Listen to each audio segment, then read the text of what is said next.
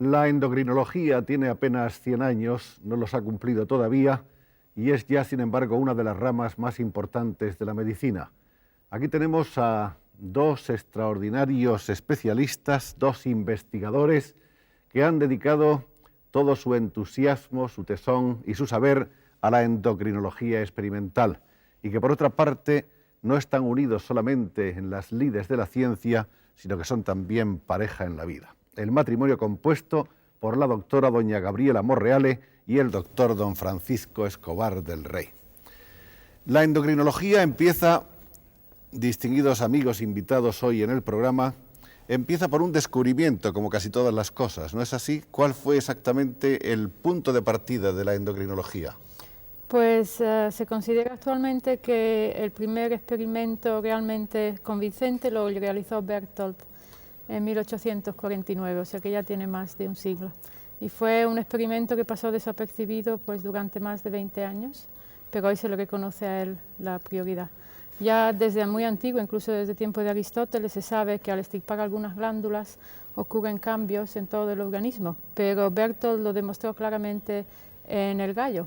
Extirpó el testículo y demostró que había unos cambios muy importantes en todo el comportamiento del gallo, en el desarrollo del gallo, etc. Y la parte importante fue que demostrar que si este testículo se trasplantaba a otra zona del organismo, pues impedía que tuvieran lugar estos cambios. Y esto fue un hallazgo muy importante porque hasta entonces se pensaba que la mayor parte de la coordinación del organismo tenía lugar a través del sistema nervioso. Y él demostró que había destruido todas las conexiones nerviosas y por lo tanto la implicación de sus experimentos es que el testículo trasplantado segregaba algo a la sangre y demostró que había sustancias que transportadas por la sangre podían producir un mensaje en otro tejido lejano. De manera que ahí se descubría que había dos tipos de sustancias distintas, ¿no?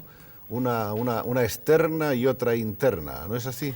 Bueno, en realidad lo que demostró es que se podía coordinar distintas funciones del organismo por una vía que no era la de los nervios, la del sistema nervioso, que era la que entonces se conocía mejor. Él demostró que se podían coordinar distintas funciones de distintas partes de un organismo por sustancias que se segregaban a la sangre y que llegaban a estos distintos tejidos por la sangre, no por el sistema nervioso. ¿Cuándo se da el paso siguiente hasta descubrir las hormonas? Pues a principios de siglo ya se purificaron algunas. La segunda de ellas precisamente es la tiroxina, la hormona del tiroides, que se purificó a partir de la glándula y se sintetizó al poco tiempo. Pero ha sido los conocimientos han ido aumentando de una forma muy acelerada y entonces a principios de siglo se fueron descubriendo algunas de las hormonas que conocemos mejor, pero en los últimos años siguen descubriéndose continuamente. Hormonas llamamos a compuestos que tienen esta característica, que se producen en una glándula o en un tejido especial y que son transportadas por la sangre a otros tejidos donde inducen un efecto determinado y de esta forma coordinan las funciones del organismo por medios químicos, por un compuesto químico. Diríamos que esa es la definición exacta de hormona, ¿no? Sí, bueno. Doctor Escobar, ¿cuántas hormonas conocemos? ¿Cuántas hormonas están ya reconocidas, aisladas, conocidas? Bueno, el número exacto, pues yo no lo recuerdo, pero son bastante numerosas. Pero más que el número, lo que importa es la importancia que puede tener su carencia, o sea, la repercusión que en el organismo tiene el que pueda faltar una sola de ellas. Y en esto pues hay niveles de importancia. Por ejemplo, la que nosotros mejor conocemos, que son las hormonas tiroideas, son dos de ellas, pues tienen una extraordinaria importancia para el desarrollo, el comportamiento del individuo. Y en su carencia pues produce efectos dramáticos que van desde el enanismo hasta la imbecilidad y basta con suministrarlas en pequeñísimas cantidades para que esos efectos dejen de producirse y en algunos casos, si se han producido, reviertan a la normalidad. Eso es lo que llamamos vulgarmente el tiroides, ¿no? El tiroides. El tiroides, ¿qué es el tiroides? Explicándolo así un poco pues, llanamente. El tiroides, podemos quizá verlo, donde está situado. Es una glándula que está situada en la parte anterior del cuello. Tendría que señalar por la mano. Y que se ve aquí con 4 puntitos sobre ella, que es otra glándula endocrina, son las paratiroides. Y esta glándula es la que hemos aludido, que tiene una extraordinaria importancia para el crecimiento, el desarrollo y el comportamiento del individuo. Crecemos entonces en función de cómo funciona nuestro tiroides. No solo del tiroides, el crecimiento es un proceso muy complejo en el cual influyen factores genéticos, de manera que personas que genéticamente tienen una determinada dotación no crecen ordinariamente por encima de lo que esto permite, pero influyen el tiroides, la hormona de crecimiento, las hormonas gonadales, o sea, las producidas por los órganos sexuales, y luego factores alimentarios también. De manera que el enanismo sí que está absolutamente localizado o originado por la falta de tiroides o de glándula o de hormonas. Sí, de hormonas. De hormonas, para ser exactos. Hay enanismos que son de tipo genético, en los cuales las hormonas pues están todas en las proporciones que debían de estar, pero los enanismos más frecuentes se deben a deficiencia de algunas hormonas, principalmente de la hormona hipofisaria, hormona de crecimiento, y también el tiroides produce enanismo. Quizá pues podamos ver el enanismo en alguna... Aquí tenemos, por ejemplo, en esta fotografía, unos enanos por deficiencia de hormonas tiroideas. La señora que aparece a la derecha pues es una persona adulta y mide no más 1,32 centímetros de estatura.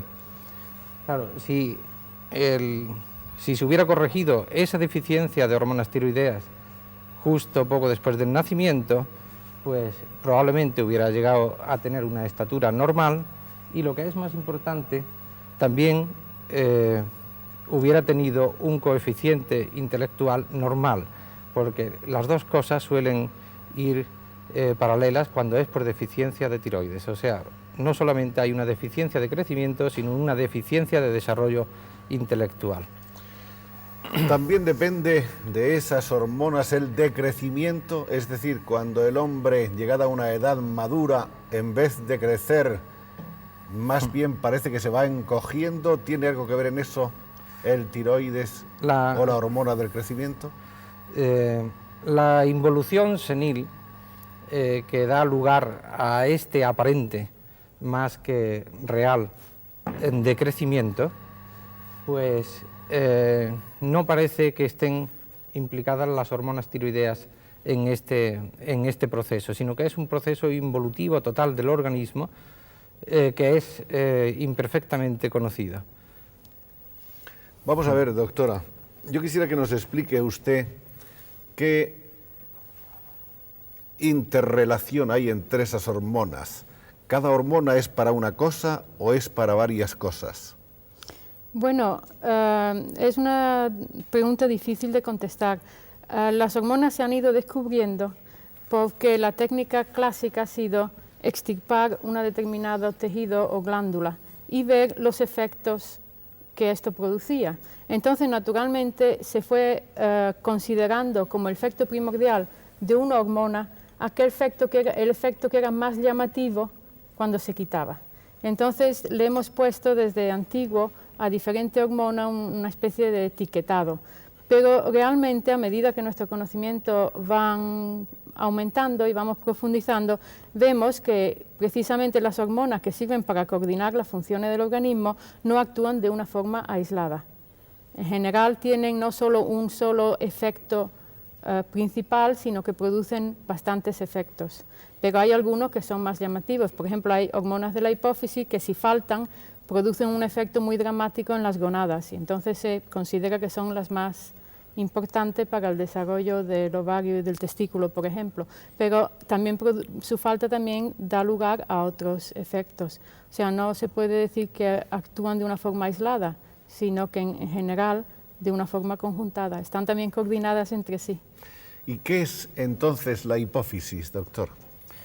La hipófisis se consideró durante mucho tiempo que era como el director de orquesta del sistema endocrino, pero recientemente se ha visto que la hipófisis en sí, que es una glándula muy importante porque regula la función de otras glándulas endocrinas que llamamos periféricas, está a su vez controlada por otras hormonas que vienen de más arriba del mismo cerebro, del sistema nervioso central, del hipotálamo.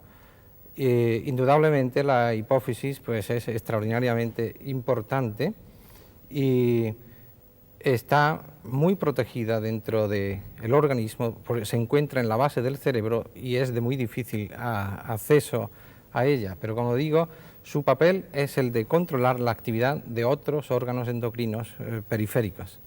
En algunas ocasiones, en experimentos diversos, se ha llegado a extirpar la hipófisis. Sí, la primera vez que se extirpó la hipófisis, pues creo que fue hecho por Husay, un premio Nobel argentino, lo realizó en la rana y luego esto supuso un tremendo avance, porque hasta entonces no se había conseguido delimitar cuáles eran las funciones de la adenohipófisis. Luego esto se consiguió ya en animales experimentales y actualmente, cuando está indicado así, pues se hace en humanos también. ¿Se puede modificar la hipófisis humana? Se puede influir sobre... Se puede influir. Se puede influir con determinados tratamientos, incluso en su crecimiento. Se puede inhibir su función de algunas formas o se puede alterar esta función. Pero ordinariamente, vamos, en las personas sanas, la hipófisis es un órgano que está influido por las circunstancias incluso ambientales. Por ejemplo, los cambios de temperatura bruscos influyen en el funcionamiento de la hipófisis y la hipófisis adapta al organismo para esas nuevas circunstancias. ¿Se puede también influir en la glándula del crecimiento? ¿Se puede parar esa glándula para no crecer uno, por ejemplo, más del 1,80 o del 1,90? Bueno, ¿se puede detener el crecimiento? Se podría detener, pero no se suele hacer deteniendo el funcionamiento de la hipófisis. La hipófisis es una glándula que produce muchas hormonas. Entonces, selectivamente impedir la producción solo de hormona de crecimiento no es una cosa fácil. Y si se destruye la hipófisis, pues también se está alterando las otras hormonas, lo cual no conviene. Lo que se suele hacer en personas que están creciendo mucho antes de la pubertad es acelerar, en cierto modo, la pubertad o dar las hormonas sexuales, que son las que al final de la pubertad detienen el crecimiento porque aceleran la maduración del hueso, se cierran las epífisis y entonces, aunque haya hormona de crecimiento, ya no se crece en estatura. Entonces, ¿hasta cuándo se crece? Normalmente hasta la pubertad. ¿Y luego se crece hacia los lados? Bueno, hacia los lados se puede crecer, en fin, en personas que tienen a veces tumores de esas células de la hipófisis que producen hormona de crecimiento, producen demasiada, y entonces se les puede agrandar mucho la mandíbula, los dedos. Es una enfermedad que se conoce por acromegalia. Pero dejando aparte las enfermedades, doctora, ¿no es cierto que hay gentes que son muy delgaditas, de pronto terminan su proceso de crecimiento y entonces empiezan a ensancharse? Empiezan a engordarse, es un problema. No, hablo ya incluso del esqueleto. Hay una estructura que empieza a crecer por los lados. Bien, yo no sé la explicación. ¿Se puede crecer por los lados? ¿Se puede crecer por las extremidades? Yo no sé la explicación de eso. ¿Qué opina usted de eso, doctor? Yo creo que no, que el esqueleto, pues una vez que ha llegado a tener las dimensiones del adulto, es muy difícil, como no sea por procesos tumorales, que se modifique. Y si se modifica la apariencia externa, yo creo que este aparente ensanchamiento casi siempre se debe o a desarrollo muscular o a deposición de grasa. Vamos a ver, yo quisiera saber en qué están ustedes trabajando en este momento, ustedes que llevan dedicados tantos años a la endocrinología experimental, ¿cuál es el experimento que les ocupa y les apasiona ahora? Bueno, pues... Sí, se puede saber. Sí, claro, no hay secreto alguno. Precisamente siempre que tiene uno algún nuevo hallazgo, pues lo da a conocer inmediatamente a los compañeros de trabajo. Nosotros, aunque llevemos muchos años trabajando en problemas relacionados con las hormonas tiroideas, hemos llevado un poco una línea directriz en nuestro trabajo básico, que es el intentar comprender qué es lo que hacen cuando llegan a las células y cómo producen los efectos que sabemos que producen. Entonces, es un problema que ha apasionado a muchísimas personas y todavía ninguno hemos conseguido aclararlo. Y nosotros en el momento actual estamos intentando dilucidar junto con nuestros colaboradores y otros investigadores de otros países de las dos hormonas que contienen yodo que produce el tiroides, cuál de las dos es la que realmente actúa a nivel de la célula, porque creemos que es importantísimo para luego poder hacer experimentos ya añadiendo estas hormonas en lo que llamamos in vitro, o sea, ya añadírsela no al organismo entero, sino a la célula aislada. Y creemos que hay bastante evidencia por los trabajos que se están produciendo en la actualidad de que una de ellas es la que actúa a nivel de la célula, más que la otra. O sea que la sorpresa o la duda estaba, la pregunta que se formulaba el investigador en este caso era que por qué había dos hormonas semejantes, sí, ¿no es eso? Sí, es que son prácticamente iguales. La única diferencia entre las dos es que una tiene un átomo de yodo menos que la otra.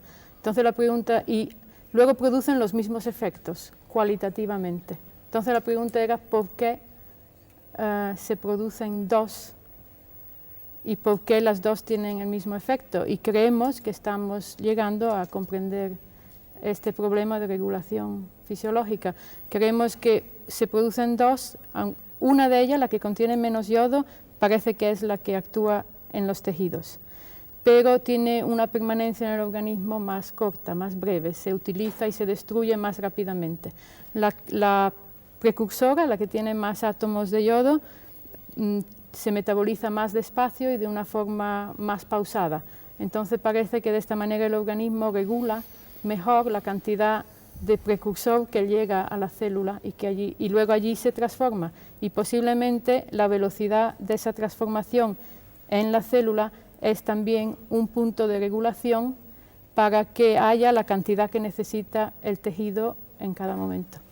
Pero esa es nuestra línea, intentando exponerlo de una forma más fascinante, sencilla. Yo no sé cómo interpretarlo, pero me parece que es algo realmente, es un hallazgo que debe de colmarles de satisfacción, ¿no? Sí, pues nos da mucha alegría haber contribuido a él, indudablemente. Ahora, aunque se haya aclarado ese punto, sigue el misterio grande de, aunque cuando llegue la hormona a la célula, ¿qué es lo que hace allí? O sea, ¿qué clase de reacciones químicas desencadena y cómo estas luego desencadenan otras que dan lugar a lo que nosotros vemos como efecto en el organismo completo?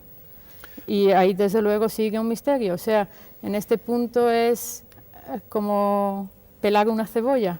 Se quita una capa y hay otra debajo. Y de paso se llora un poco, nosotros lo pasamos también bien. También llora. ¿Y cuántas capas les faltan a ustedes pues para mire, llegar? No se sabe, pero creo que todavía quedan muchas. De todas maneras, descubrir esa existencia de dos hormonas semejantes, paralelas, y que en cierto modo una pone en órbita a la otra y sirve un poco como su recarga, ¿no?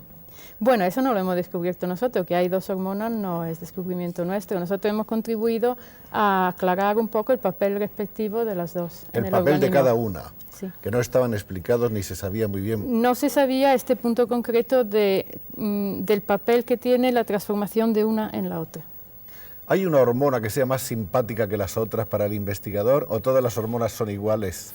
Como dice una famosa película, no sé de quién, no sé si de Summers, no me acuerdo, aunque la hormona se vista de seda, etcétera, ¿son iguales todas? Pues mire, cada investigador, pues por algún motivo, se interesa más por unas que por otras, pero indudablemente no puede, aunque se interese mucho por una, no debe de olvidar y debe de procurar mantenerse un poquito informado de los descubrimientos con respecto a otras hormonas, porque ya le dije antes que todas en general actúan conjuntamente. No es bueno delimitar excesivamente el campo. Se ha hablado muchísimo del papel que pueden jugar las hormonas a niveles ya puramente terapéuticos y por supuesto que se sabe y se conoce en una serie de campos determinados.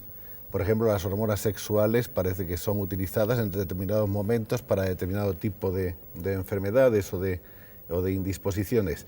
¿Se puede también operar con hormonas, por ejemplo, en casos relacionados con el envejecimiento? Es decir, ¿la geriatría puede tener como auxiliar a las hormonas? Sí, la tiene. ¿Lo tiene? También, la tiene, sí, indudablemente la tiene. Pero es un campo, el de la geriatría, que durante los últimos años las investigaciones que fueron muy activas en los años 50 de problemas de envejecimiento, pues parecen que han pasado un poco como de moda, cuando el problema sigue siendo tan acuciante o más que lo era entonces. Lo que se sabe respecto a las hormonas en geriatría es que parece que las funciones endocrinas declinan su actividad. Ahora, no se sabe si el envejecimiento es una consecuencia o si es que el envejecimiento también afecta a los distintos órganos productores de hormonas. Naturalmente, si hay alguna deficiencia hormonal, pues el envejecimiento se puede acelerar y en el caso concreto del tiroides, los individuos que padecen de su deficiencia parecen viejos prematuramente.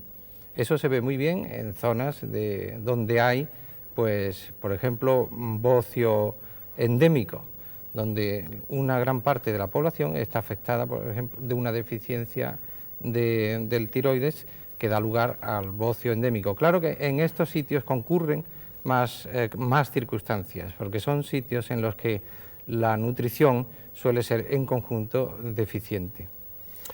Bien, la doctora Monreal y el doctor Escobar del Rey hicieron hace unos años, no muchos, el 70-72 aproximadamente, una serie de investigaciones acerca del bocio en las urdes.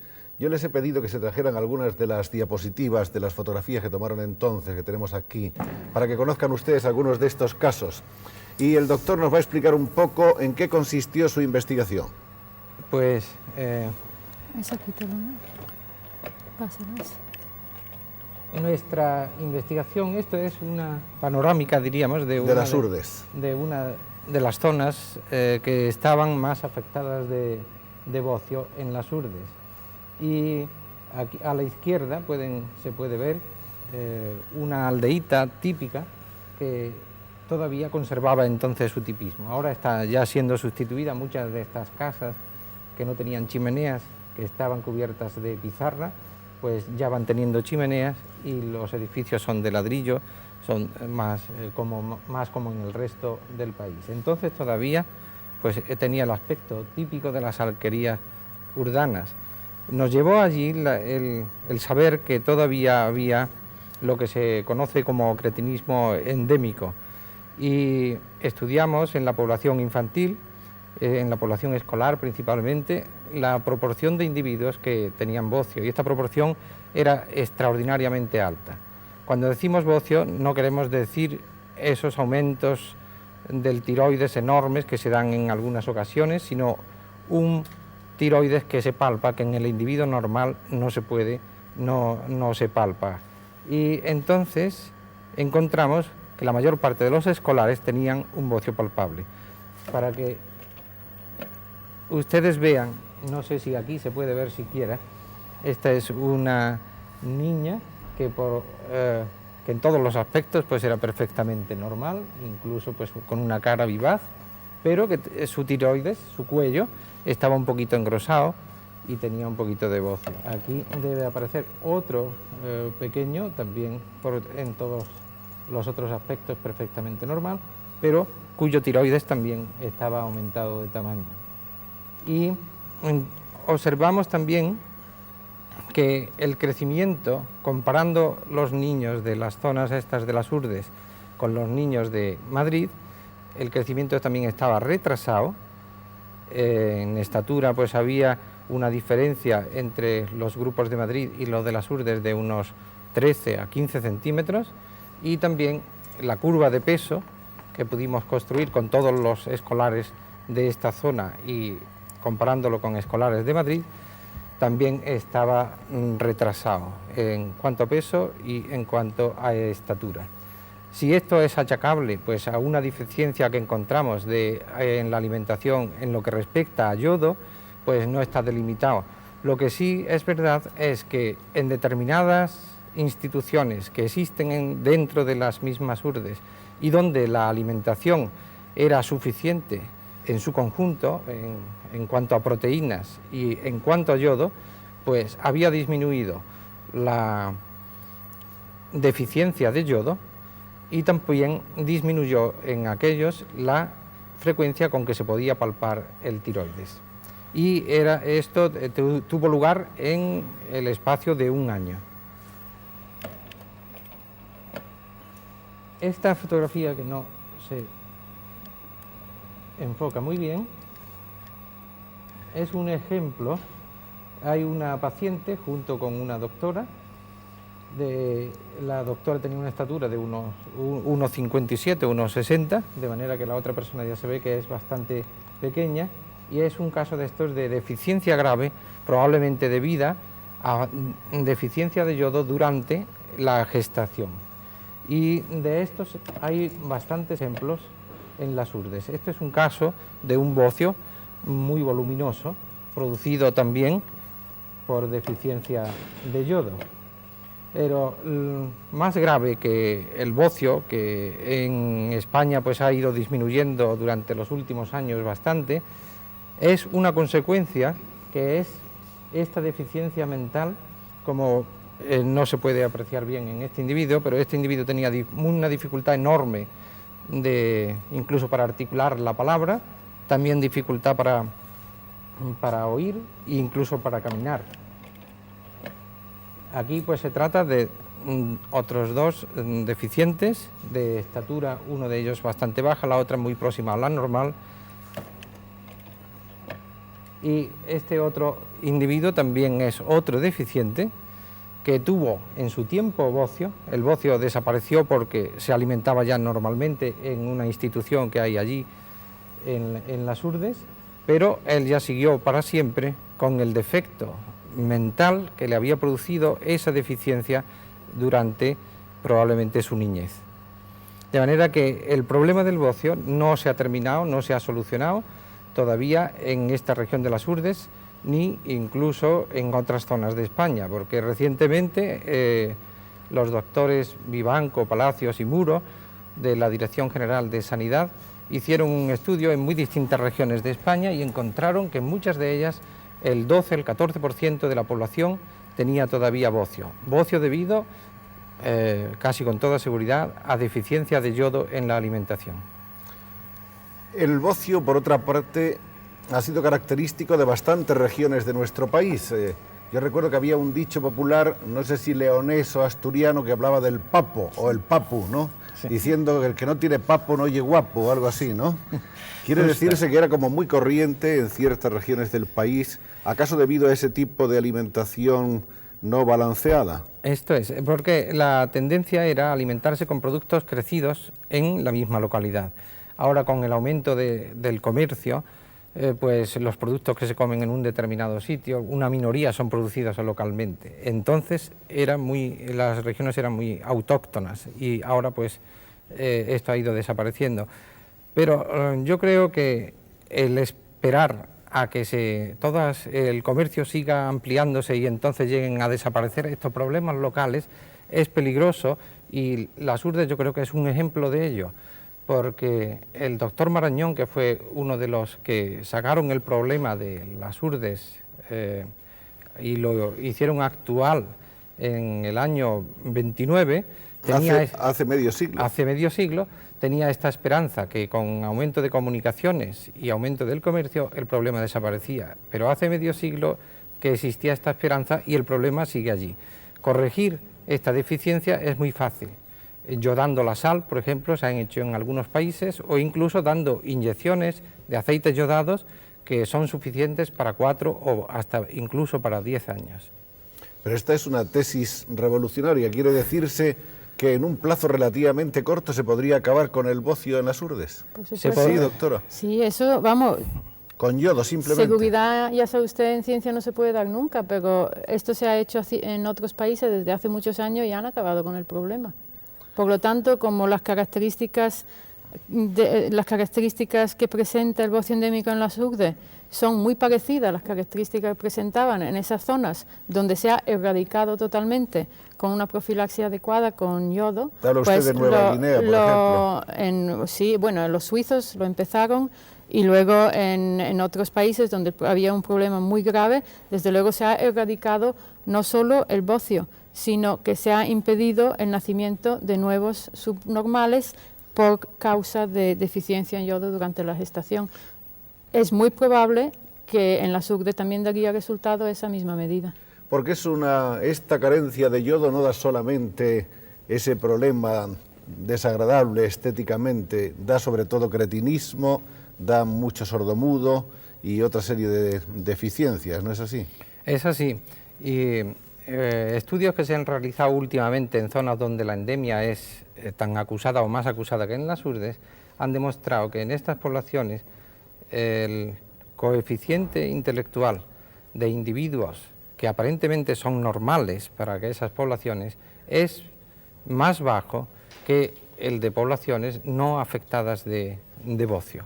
Yo creo que eso tiene una extraordinaria importancia cuando se trata de países como el nuestro, que tanta necesidad tienen de tener en forma los recursos humanos de que puede disponer, porque cada individuo que nace deficiente supone una carga tremenda para la sociedad, nada más que meterlo en una institución, porque él no se puede valer.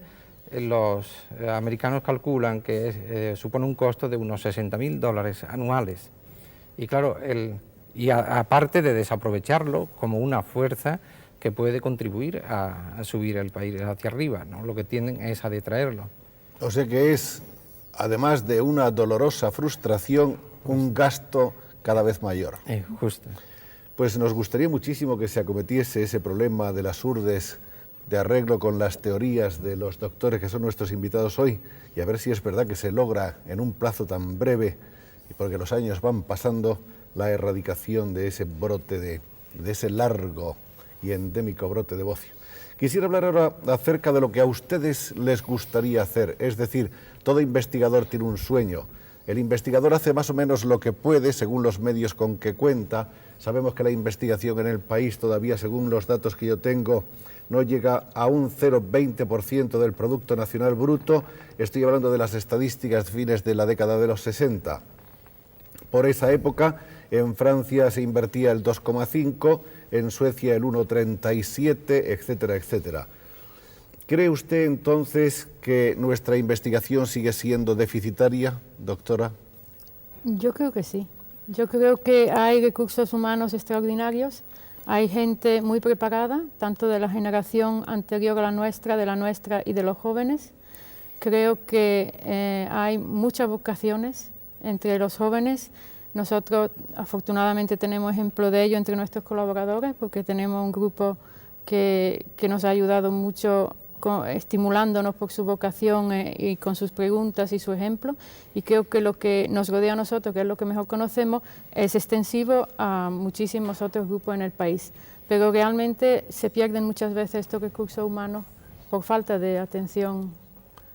Y por otra parte, eso también es muy costoso para la economía nacional, porque esta colonización tecnológica a que estamos sometidos se lleva los millones de pesetas en royalties, sí, que probablemente no seguirían si tuviéramos aquí una investigación más sistematizada.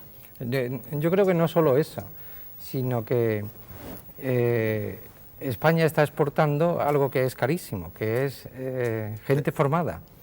Gente formada en la cual pues ha tenido que darles una formación hasta la universidad, hasta después de la universidad, y muchos de estos pues luego van a América, hacen esos exámenes que allí exigen para foreign, y entonces en 2 o 3 años los americanos disponen de un médico perfectamente formado, que se lo ha formado otro país que ya es mucho más pobre que ellos. Entonces yo creo que es una cosa que es un lujo. Es un disparate fabricar talentos para regalárselos al extranjero. Eso Que es un lujo que un país como este, yo creo, no puede permitirse. Bien, yo les iba a preguntar, y me fui desviando por otros meandros de la conversación, ¿qué es lo que a ustedes les gustaría investigar? ¿Cuál es su sueño dorado? Bueno, hay varios, los proyectos son varios, ¿no?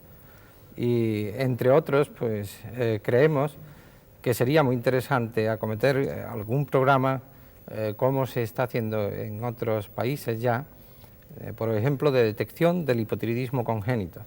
El hipotiroidismo congénito tiene una frecuencia que es bastante alta, de 1 en 4.000, 4.500, y es una enfermedad que se detecta ordinariamente cuando ya es tarde.